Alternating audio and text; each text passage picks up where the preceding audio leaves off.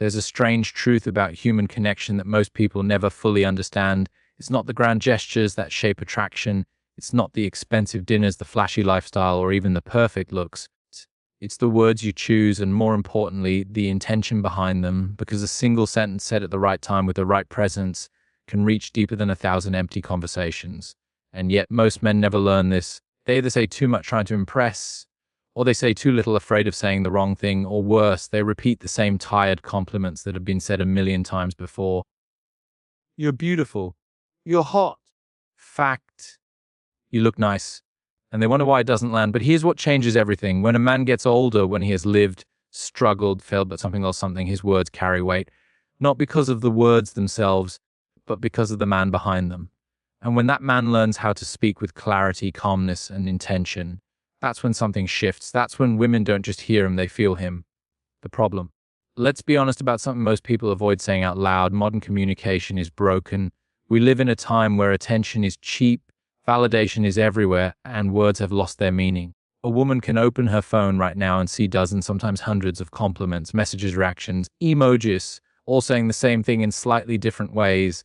And over time, something happens. She stops feeling them, not because she's arrogant, not because she doesn't appreciate kindness, but because repetition without depth becomes noise. And most men today are contributing to that noise without realizing it. They think attraction is about saying more, when in reality it's about saying less, but they think compliments are about flattery, when in reality they're about perception. They think women are impressed by surface-level praise, when in reality what truly stands out is being seen. And this is where older men, if they're conscious, have an advantage. Because life, if you paid attention, teaches you something powerful. You begin to notice what others miss. You begin to value what others overlook. You begin to understand that people don't crave attention. They crave understanding, the silent shift in power. There's a moment in a man's life where everything can change, but most men miss it. It's the moment when you stop trying to win people over and start focusing on who you are when you speak. Because here's the uncomfortable truth. If your words are coming from insecurity, they will feel like pressure.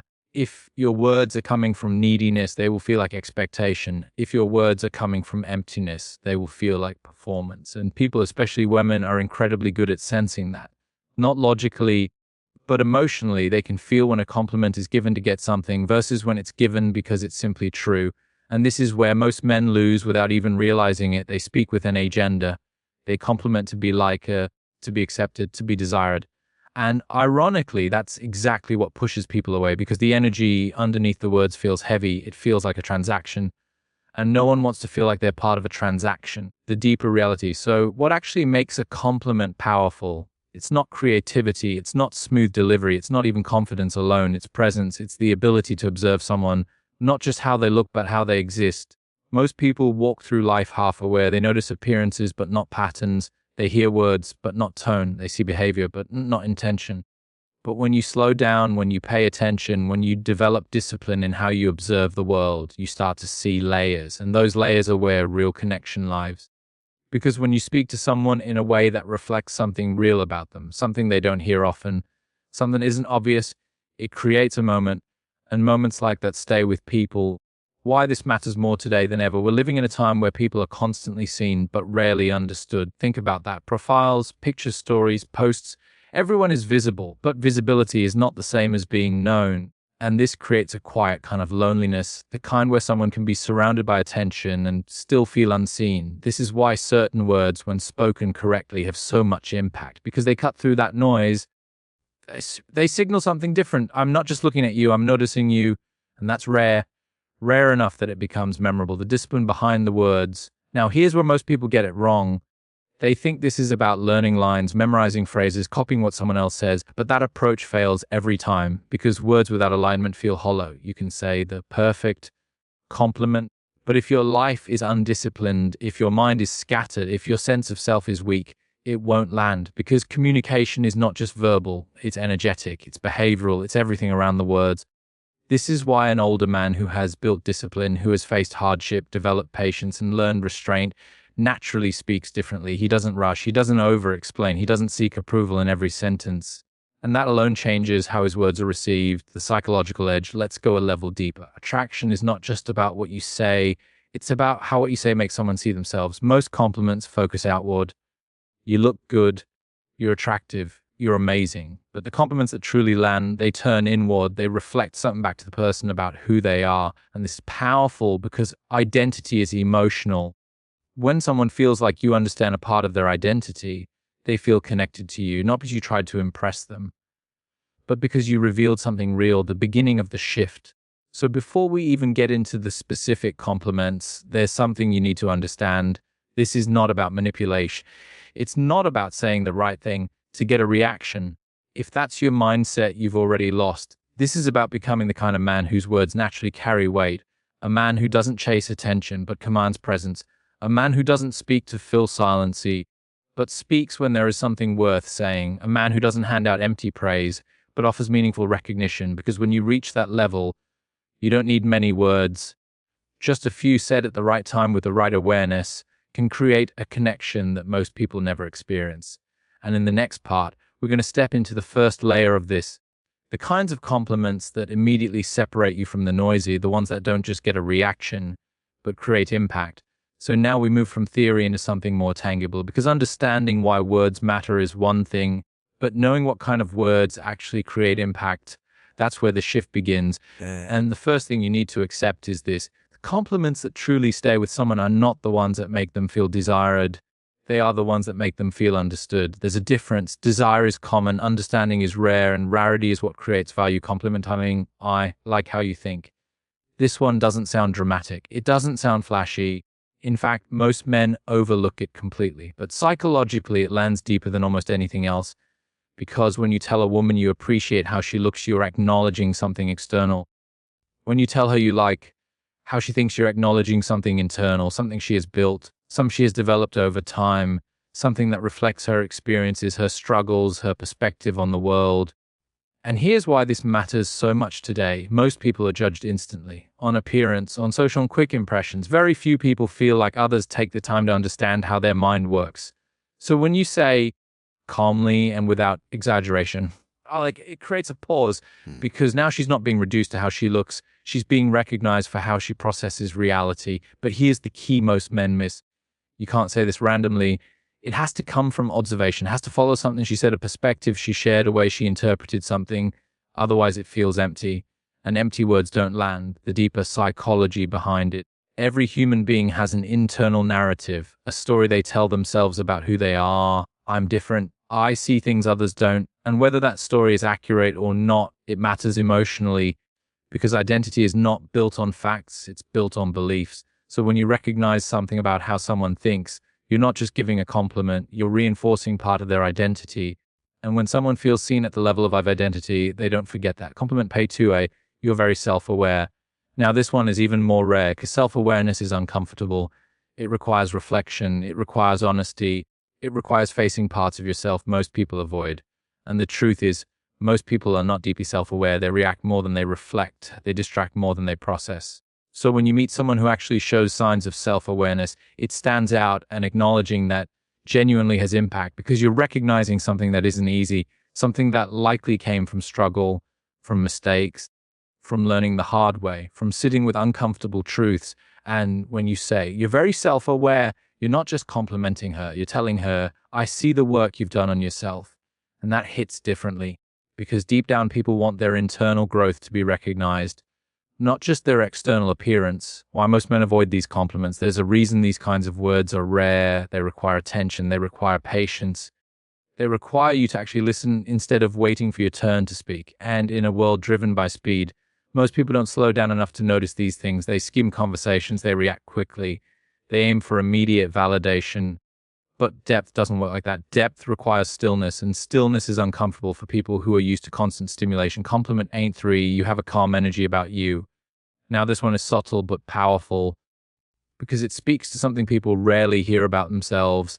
Their presence, not what they say, not what they wear, not they show online, but how they feel to be around. And presence is one of the most underrated aspects of attraction. You can have two people say the exact same words, but the one with grounded, calm energy will always feel more impactful, because their presence feels stable, predictable in a good way, safe but not boring. And when you notice that in someone, when you say it without exaggeration, it creates awareness, because now she starts to think, is that how I come across? And if it aligns with how she wants to be perceived, that compliment sticks, the struggle beneath the surface. But let's not ignore something important here. Many women don't feel calm internally, even if they appear that way externally, because modern life creates constant pressure to look good, to be interesting, to be liked, to keep up. And behind that, there's often overthinking, self-doubt, comparison. So when you recognize a calm presence, you're not just describing what you see, you're offering a kind of grounding, a moment where someone feels, maybe I'm more centered than I thought. And that's powerful. Compliment fight for, you don't seem like someone who follows the crowd. This one touches something deeper, individuality. And in today's world, individuality is both celebrated and suppressed at the same time. People are told to be themselves, but rewarded for fitting into trends. So there's this quiet tension, a desire to stand out, mixed with a fear of being judged. And when someone actually does show signs of thinking independently, of not blindly following what everyone else is doing, it's noticeable, but rarely acknowledged. So when you say, you don't seem like someone who follows the crowd, you're recognizing something most people overlook. You're telling head, I see that you think for yourself. And that does two things psychologically. It validates her individuality, and it separates you from the majority of people who never notice it. The discipline required. Now step back for a moment and look at what all of these have in common. They are not surface level.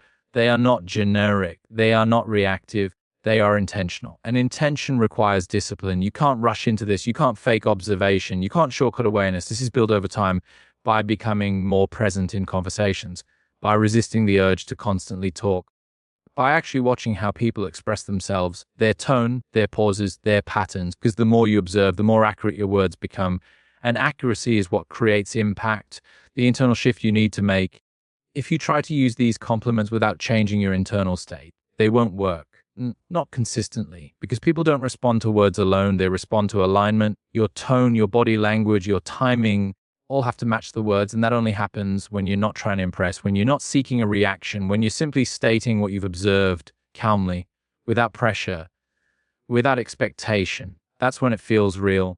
Where this is going, and this is just the first layer, because what we've covered so far focuses on recognition, seeing someone for who they are. But there's another level beyond this, a level where your words don't just reflect who someone is, they touch who they are becoming. They connect to their aspirations, their potential, their deeper identity. And that's where compliments become something else entirely, not just observations, but moments that stay in someone's mind long after the conversation ends. In the next part, we're going to move into that deeper territory, the compliments that tap into emotion, identity, and desire, the ones that create tension, curiosity, and a sense of connection that most people can't explain. But don't forget, there's a level of communication most people never reach, not because it's complicated, but because it requires something they haven't built: depth. What we've explored so far lives in observation, seeing someone clearly, recognizing what's already there. But now we move into something more powerful, the ability to speak to who someone is becoming. Because here's the truth most people overlook. Attraction doesn't just come from being seen for who you are. It comes from being felt for who you could be. And when your words connect to that, they don't just land, they stay. The hidden layer of human psychology. Every person you meet is living in two realities at once. There's the external version of them, how they show up, how they present themselves, what they allow others to see. And then there's the internal version, the one built from ambition, insecurity, growth, and unfinished potential, the person they're trying to become. And most conversations never touch that layer. They stay safe, predictable, surface level. But when you speak into that deeper space, when you reflect something about who someone is growing into, you create a different kind of connection, because now you're not just reacting to them. You're understanding their direction. Compliment, quaint fever, you seem like someone who's going somewhere in life. This one is simple, but if said correctly, it carries weight, because it speaks to trajectory, not where someone is, but where they're headed. And here's why that matters so much. Most people feel misunderstood in their current position. They feel judged for where they're right now, not recognized for where they're trying to go. So when you say, you seem like someone who's going somewhere in life, you're doing something subtle but powerful. You're aligning yourself with their future, not their present. And that creates a sense of encouragement without sounding motivational, a sense of belief without sounding forced. But again, this cannot be random. It has to come from noticing something, their discipline, their mindset, their way of speaking about goals. Otherwise, it becomes empty optimism.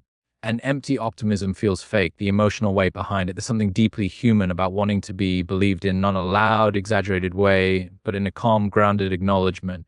Because growth is often invisible. The late nights, The quiet sacrifices, the internal battles, most people never see those. So when someone notices even a glimpse of that effort, it hits differently because now it feels like someone sees what I'm trying to build, and that creates emotional coherence. But connection based on direction. Complement Pike 6, you have a strong presence, it's hard to ignore. Now we move into something more visceral, presence, not personality, not looks, not even confidence in the traditional sense, but something harder to define, the way someone occupies space. Some people walk into a room and immediately seek attention, others don't try and still get noticed. And that difference matters because forced attention feels loud, but natural presence feels magnetic. So when you say you have a strong presence, it's hard to ignore, you're acknowledging something deeper than behavior, you're pointing to an energy. And here's what makes this powerful. It introduces awareness because most people don't fully understand how they come across. They feel it, but they don't articulate it.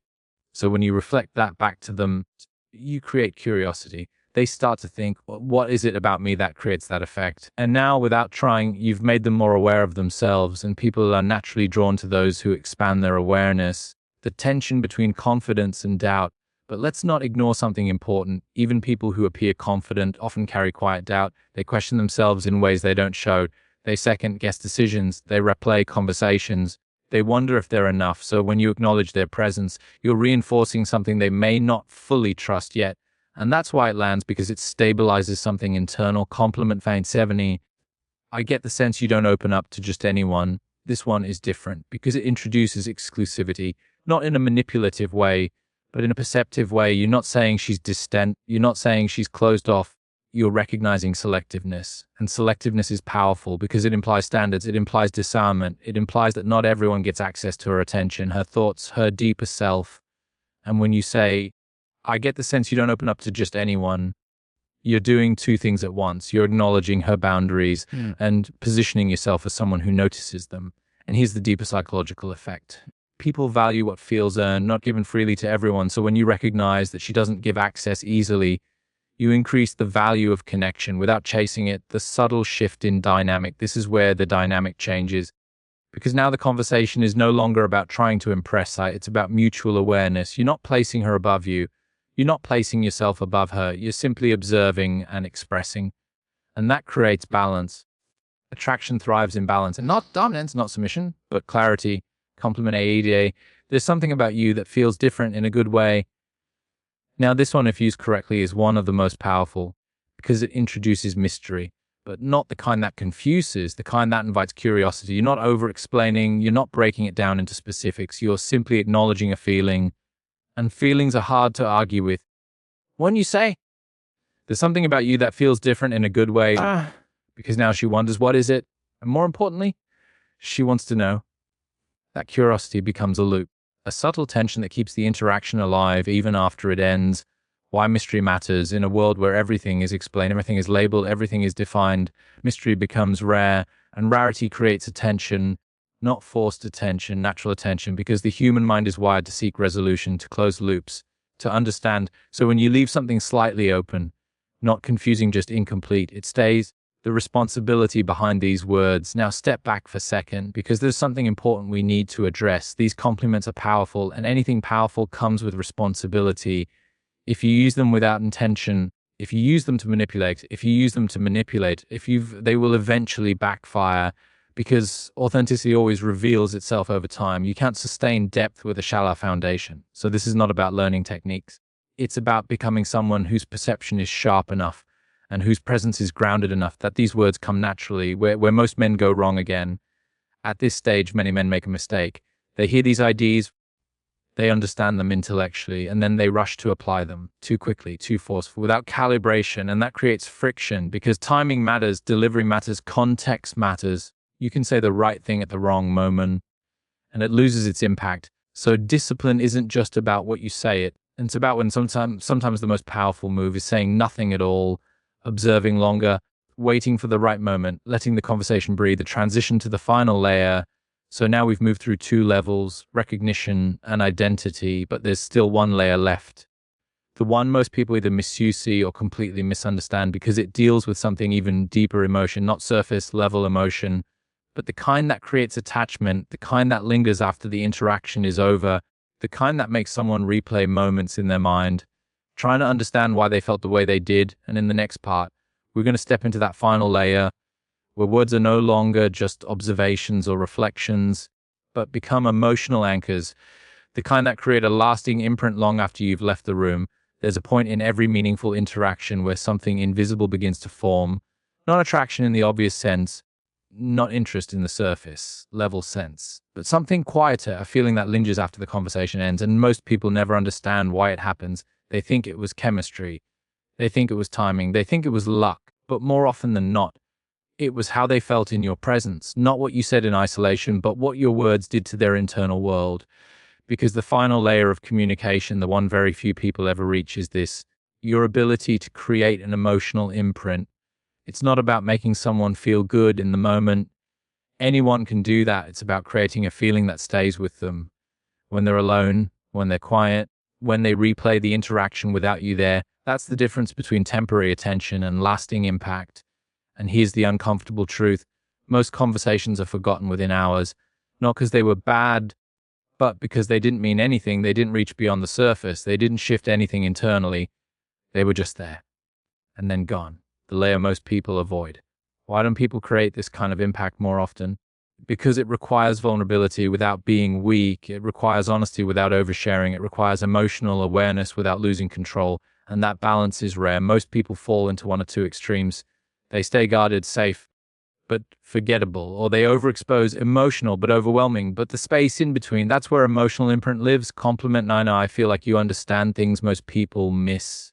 Now, this one doesn't just recognize intelligence, it recognizes depth of perception, and there's a difference. Because intelligence can be measured, it can be displayed, it can be proven. But perception, that's something felt. It's how someone reads between the lines, how they interpret silence, how they pick up on what's not being said.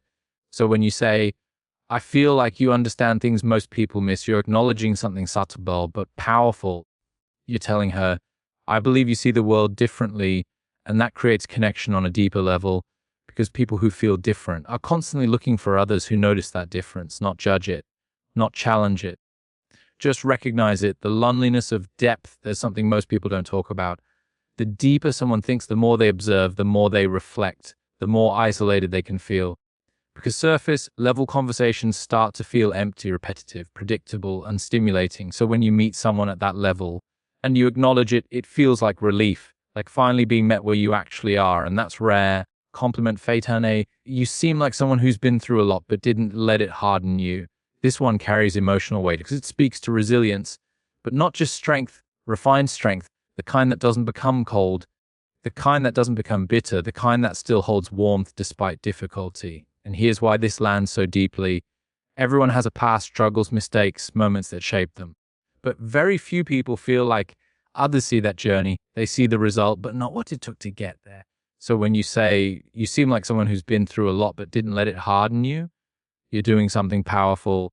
You're recognizing both pain and growth, and more importantly, you're respecting it. The emotional contrast, there's something about contrast that amplifies emotion, strength combined with softness, experience combined with openness, pain combined with grace. These contrasts are what make people interesting, but they're rarely acknowledged. Most compliments focus on one dimension. This one recognizes duality, and duality is what creates depth. Compliment Feiwan, I don't think people tell you this enough, but there's something very grounding about you. Now we move into something even more subtle.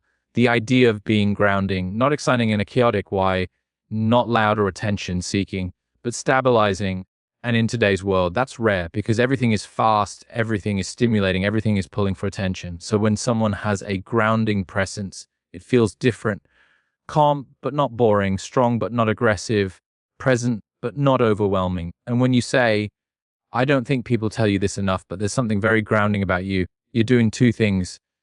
You're acknowledging her effect on others and highlighting something she may not fully realize, because people often don't see their own impact. They just exist in it. So when you bring awareness to it, it becomes meaningful. Why this creates attachment. Now here's where things shift from connection to something deeper, because when someone feels recognized, valued at multiple levels, they start associating those feelings with you, not consciously, but emotionally. And this is where attachment begins, not from dependency, not from neediness, but from experience. You become associated with a certain kind of feeling, and people naturally gravitate toward what feels good, but more importantly, what feels real, the discipline of restraint. But here's where most people lose it. They overdo it. They stack too many of these moments too quickly. They try to force depth instead of letting it unfold. And that breaks the effect, because real connection cannot be rushed. It has a rhythm, a pace, a natural unfolding. So sometimes the most powerful thing you can do after a moment like this is step back, change the topic, introduce lightness, let the moment settle, because intensity without space becomes overwhelming. But intensity followed by space creates reflection, and reflection is where emotional imprint deepens. The final realization before we close. At this point, you should start to see something clearly. This was never about compliments, not in the traditional sense. It's about perception, awareness, timing, emotional intelligence. The words are just the surface. What actually matters is who you are when you say them, because two men can say the exact same sentence and create completely different effects. One feels forced, the other feels natural. One feels like he's trying to get something, the other feels like he's simply expressing something, and people can feel that difference instantly. Where this leads next, we've now explored recognition, identity, and emotional imprint, but there's still one final piece that brings all of this together, because knowing what to say and even how to say it is not enough. If you don't understand when not to speak, if you don't understand how to carry yourself between the words, you'll break the very thing you're trying to build. In the final part, we're going to step away from the words themselves and focus on the silence around them, the presence, the restraint, the discipline. That turns everything you've learned into something effortless and undeniable. At this point, it should be clear. This was never really about compliments, not in the way most people think, because words, no matter how well chosen, are only a small part of what people actually feel. The real influence, the part that lingers, the part that creates presence, the part that separates you from everyone else, lives in the space between the words. And most people completely ignore that space. They rush to fill silence. They rush to respond. They rush to prove something, as if every second needs to be justified. But the truth is, the men who have the most impact are not the ones who speak the most. They're the ones who are comfortable not speaking at all. The misunderstood nature of silence. Silence makes people uncomfortable, not because silence is bad, but because it removes distraction. And when distraction disappears, awareness increases. You start noticing your own thoughts, your own insecurities, your own uncertainty. So most people avoid silence by default. They talk to ease tension. They joke to avoid depth. They over-explain to feel in control. But here's what they don't realize. Every time you rush to fill silence, you reduce the weight of what you just said. You don't give it time to land. You don't give it space to breathe. And without that space, even powerful words lose their impact. The pause that creates meaning. Think about the moments in your life that actually stayed with you. Not the loudest ones, but the ones where something was said and then everything went quiet. That pause, that stillness, that's where meaning settles, because the human mind needs time to process, to feel, to interpret, to internalize. So when you say something that carries depth, and then you don't rush to add more, you allow the other person to step into that moment, to experience it fully, and that's rare. The discipline most people never build. This requires something most people lack: restraint. Not forced strength, not awkward silence, but calm, controlled presence. The ability to sit in a moment without needing to control it, without needing immediate validation, without needing a reaction to feel secure. Because here's the deeper truth. If you need a reaction to confirm your value, your words will always feel slightly off, slightly pressured, slightly dependent. But when you're comfortable letting a moment exist without forcing anything, your words feel complete on their own. Why this changes everything. Attraction is not built through constant stimulation. It's built through contrast. Moments of depth followed by space, moments of connection followed by distance, moments of intensity followed by calm. That rhythm is what keeps interactions alive, because it gives the mind something to return to, something to think about later, something to feel again in your absence. And that's the difference between being liked in the moment and being remembered afterward, the energy you carry. Now we need to address something even more important than words or silence. Your energy, not in a vague abstract way, but in a very real observable sense. How you sit, how you look at someone, how you respond or don't respond, because people are constantly reading signals beyond language. They notice tension, they notice calmness, they notice whether you're present or somewhere else mentally. And this creates an overall feeling, a baseline. So even if your words are right, if your energy feels rushed, uncertain, it creates contradiction, and contradiction weakens impact. The quiet confidence most men misunderstand. There's a version of confidence that is loud, performative, attention-seeking, constantly trying to prove itself. And then there's another version, the quiet one, the one that doesn't need to announce itself, the one that doesn't rush to be seen, the one that is felt before it's noticed. And that kind of confidence changes how everything you say is received, because now your words don't feel like an attempt. They feel like a reflection, a natural extension of who you are, the role of timing. At this level, timing becomes everything, not just what you say, but when you say it. Because even the most meaningful words can lose their power if they're delivered at the wrong moment, too early, and they feel premature, too late, and they feel unnecessary, too frequent, and they lose uniqueness. So you have to develop a sense of rhythm, a sensitivity to the moment. You have to feel when something is worth saying and when it's better to let the moment pass. This isn't something you can memorize. It's something you refine through awareness, through experience, through paying attention to how people respond, not just externally, but internally, the space you leave behind. Here's something most people never consider. What matters is not just how someone feels with you, but how they feel after you leave, because that's where real impact is measured, when there's no conversation to carry the moment, no presence to reinforce it, just memory. And if what you created was real, it will stay in small ways. A thought that comes back unexpectedly, a feeling they can't fully explain, a moment they replay without realizing why. And that's not something you force. That's something you allow. By not overdoing it, by not exhausting the moment, by leaving space for reflection, the final internal shift, this stage, everything comes down to one thing: detachment, not coldness, not disinterest, but freedom from needing a specific outcome. Because the moment you become attached to how someone should respond, you lose presence. You start managing the interaction instead of experiencing it. You start thinking ahead instead of being in the moment. And that breaks the natural flow.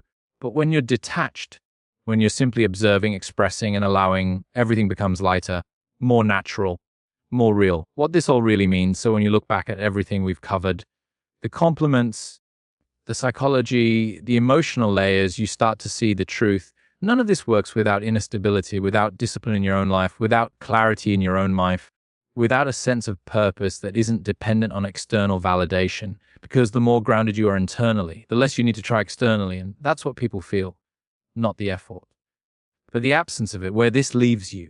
So now you have something most people don't, not just words, but awareness, not just techniques, but understanding. And what you do with that matters, because you can either turn this into manipulation or you can turn this into refinement, a way of becoming more present, more observant, more intentional in how you connect with people, not just women, but everyone. And as we move into the final conclusion, we're going to bring all of this together, not as a strategy, but as a way of living, a way of speaking, a way of carrying yourself. That makes your presence felt long before you say a single word and long after you've left. If you've been paying attention, really paying attention, you'll realize something quietly powerful. This was never about learning compliments. Not really, because anyone can memorize a sentence, anyone can repeat a phrase, anyone can imitate the surface. But very few people ever develop the depth required to make those words mean something, and that's the difference. The truth most people avoid. You don't struggle with what to say. You struggle with who you are when you say it, because words are only amplified versions of your internal state. If you're restless inside, your words will feel rushed. If you're uncertain inside, your words will feel hesitant. If you're seeking validation, your words will feel heavy. But when you're grounded, when you're clear, when you're not trying to extract something from the moment, your words become lighter, sharper, more precise, and most importantly, they become honest. Why these compliments work? Not because they're clever, not because they're rare, but because they require something most people never give: attention, the kind that isn't waiting to speak, the kind that isn't scanning for opportunity, the kind that isn't trying to impress, but simply observing, understanding, noticing what's actually there. And when you speak from that place, you don't sound rehearsed, you don't sound strategic, you sound real. And in a world full of noise, if real stands out, the deeper shift.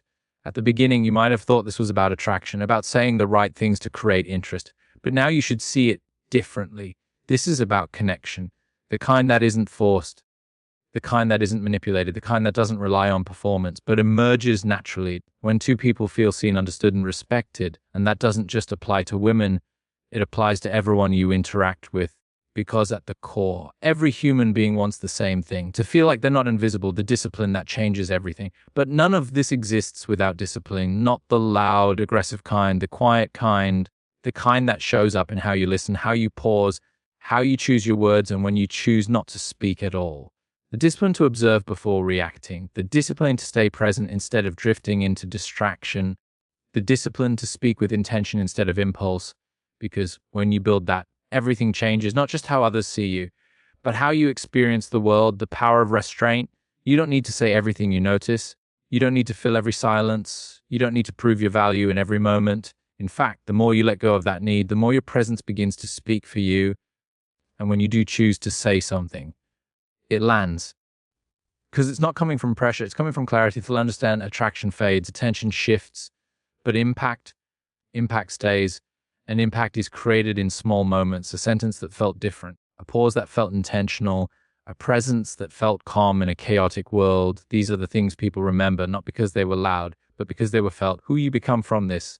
So the real question isn't, what compliments should I use? The real question is, am I becoming someone whose words carry weight?